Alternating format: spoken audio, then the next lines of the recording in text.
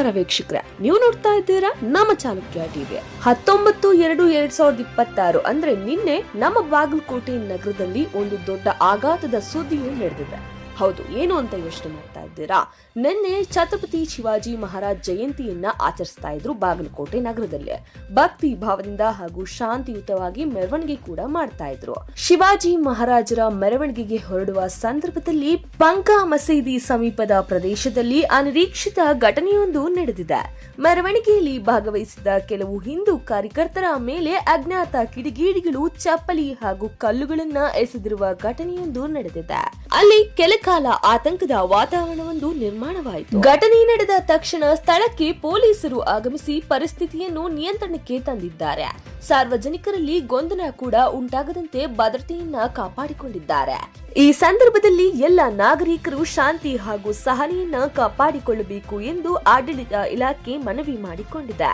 ಶ್ರೀ ಛತ್ರಪತಿ ಶಿವಾಜಿ ಮಹಾರಾಜರು ಧರ್ಮ, ನ್ಯಾಯ ಮತ್ತು ಏಕತೆಯ ಸಂಕೇತವಾಗಿದ್ದರು. ಅವರ ಜಯಂತಿಯ ದಿನವೇ ಈ ರೀತಿ ಅಶಾಂತಿ ಉಂಟಾಗಿರುವುದು ನಿಜಕ್ಕೂ ದುಃಖದ ಸಂಗತಿ ಎಂದೇ ಹೇಳಬಹುದು.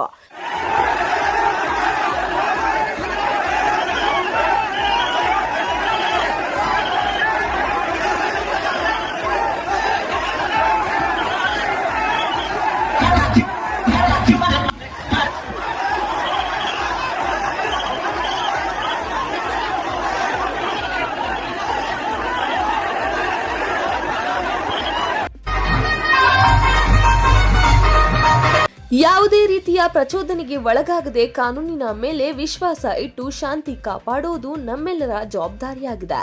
ಈ ಘಟನೆಗೆ ಸಂಬಂಧಿಸಿದಂತೆ ಮುಂದಿನ ಮಾಹಿತಿ ನಿಮಗೆ ತಲುಪಿಸುವ ಕೆಲಸವನ್ನ ನಮ್ಮ ಚಾಲುಕ್ಯ ಟಿವಿ ಮುಂದುವರಿಸಲಿದೆ.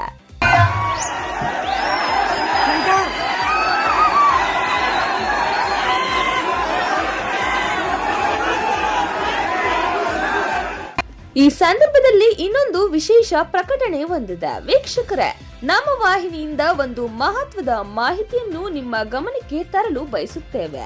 ನಮ್ಮ ಚಾಲುಕ್ಯ ಟಿವಿ ಕನ್ನಡ ವಾಹಿನಿಗೆ ಕರ್ನಾಟಕ ರಾಜ್ಯದ ಪ್ರತಿ ಜಿಲ್ಲೆ, ಪ್ರತಿ ತಾಲೂಕು ಹಾಗೂ ಹೋಬಳಿ ಮಟ್ಟದಲ್ಲಿ ವರದಿಗಾರರು ಅಗತ್ಯವಿದ್ದಾರೆ.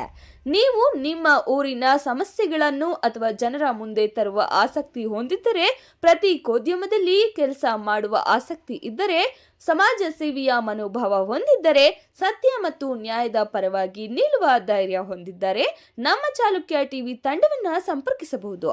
ಸಂಪರ್ಕದ ಸಂಖ್ಯೆಗಳು ಇವಾಗಿವೆ.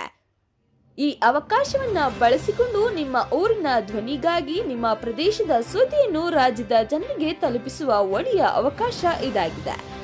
ತಡ ಮಾಡಬೇಡಿ, ನೀವು ಕೂಡ ನಮ್ಮೊಟ್ಟಿಗೆ ಸೇರಿ ಒಳ್ಳೆಯ ಕಾರ್ಯವನ್ನ ಮಾಡೋಣ ಬನ್ನಿ.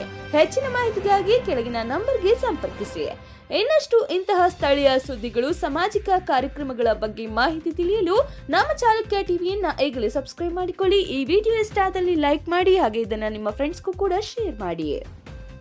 ಇದುವರೆಗೂ ನಮ್ಮ ವಿಡಿಯೋವನ್ನ ಕೊನೆಯವರೆಗೂ ತಾಳ್ಮೆಯಿಂದ ವೀಕ್ಷಣೆ ಮಾಡಿದ್ದಕ್ಕಾಗಿ ನಿಮ್ಮ ಪ್ರೀತಿಗಾಗಿ ಅನಂತ ಧನ್ಯವಾದಗಳು.